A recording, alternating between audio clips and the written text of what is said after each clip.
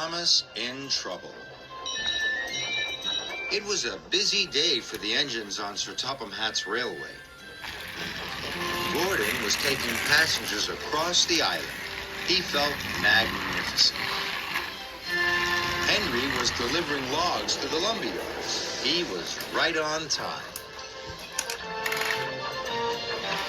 Percy was pleased to be pulling mail cars. James was happily hauling flatbeds of cane.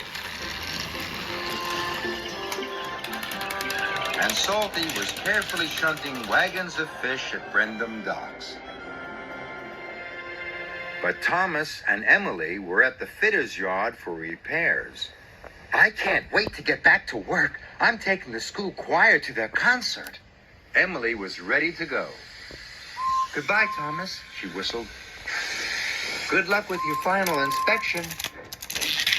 Thank you, Emily, tooted Thomas. Then James puffed in to deliver his paint. Bust my boiler, he laughed. You've broken down, Thomas. No, I haven't, huffed Thomas. You must have done, snorted James. Otherwise, you wouldn't be at the fitter's yard.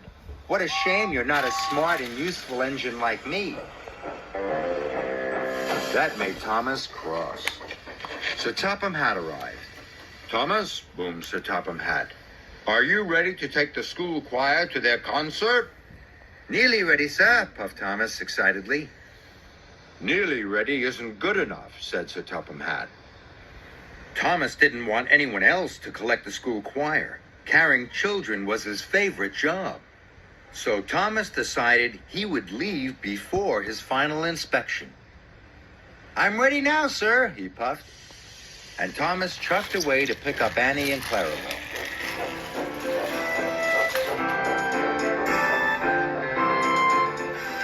Thomas was puffing up the line. He began to make strange noises. Annie and Clarabelle knew something was wrong.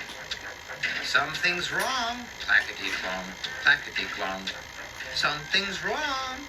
But Thomas wasn't listening. The school choir cheered when they saw Thomas. All aboard! Chuffed Thomas cheerfully as he clankety-clonged into Knapford Station. Who is making that nasty noise? Wished Emily. Emily saw it was Thomas. Did you have your final inspection? Asked Emily. This made Thomas cross. I'm fine, he huffed, and he steamed away with the choir on board. Thomas rattled even more. Clackety-clong, clackety-clong. Later, Thomas had to stop at a signal. He was feeling hot and bothered. Toby saw that something was wrong with Thomas. Did you take on enough water at the fitter's yard? This made Thomas even more cross. There's nothing wrong with me. Just then, the signal changed. Thomas puffed away. Thomas was rattling and steaming more and more. Clackety-clong, clackety-clong.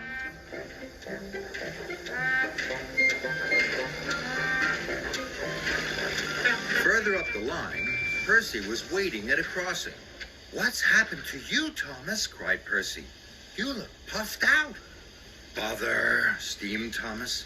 He didn't like being told there was something wrong with him. There's nothing wrong with me, Percy, Thomas huffed. The barrier opened. Thomas rattled away. Clackety-clong, clackety-clong. Then there was trouble.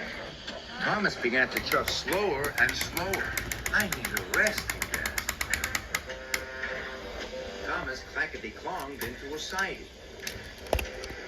Steam burst from his boiler, and black smoke flew from his funnel. With a final clackety-clong, Thomas broke down. Thomas felt terrible. The school choir began to sing to pass the time.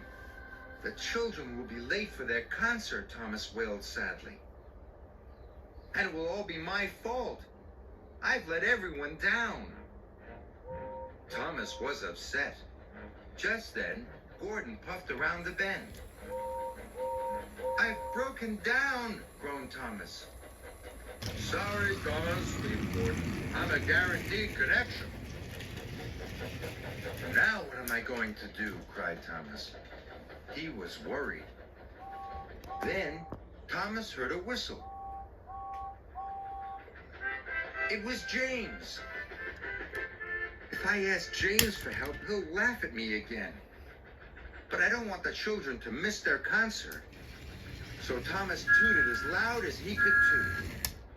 Stop! Bust my boiler, laughed James. I said you were a broken down little engine. I am, sighed Thomas. So I need your help. Can you take the children to their concert? Thomas whistled. Now James didn't laugh at Thomas. He could see Thomas was in trouble, and he was happy to help his friend.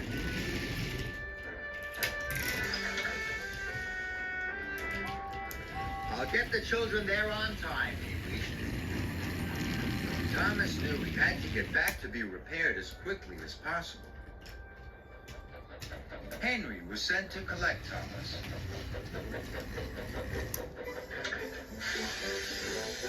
He soon buffered up and shunted Thomas to the fitter's yard. Before long, Thomas was as good as new. He had even waited for his final inspection. Sir Topham had arrived. You have been very patient, Thomas. I have a special job for you.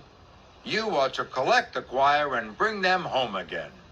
Thank you, sir, chuffed Thomas. He was delighted. Clangety-clong, nothing is wrong, he laughed, and Thomas smiled all the way to the concert.